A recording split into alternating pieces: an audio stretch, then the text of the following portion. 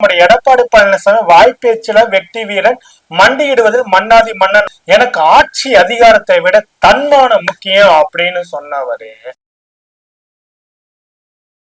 கூவத்தூரில் நடந்த கூத்துக்கள் எல்லாமே சொல்வதற்கு நாக்கூசக்கூடிய அசிங்கமான சம்பவங்கள் தான். எடப்பாடி பழனிசாமி முழுக்க முழுக்க தன்னுடைய துரோகத்தை முதலில் காட்டிய நபர் யாருனாக்கா டிடிவி தினகரன்.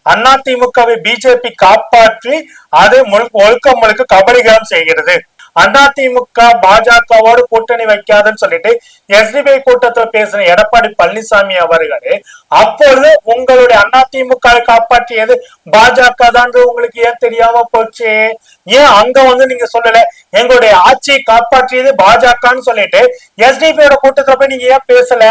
ஏன் நீ மண்டி போட்டு பழகி போன மானங்கெட்ட ஜென்மம். அப்படிப்பட்ட மானங்கெட்ட ஜென்மம்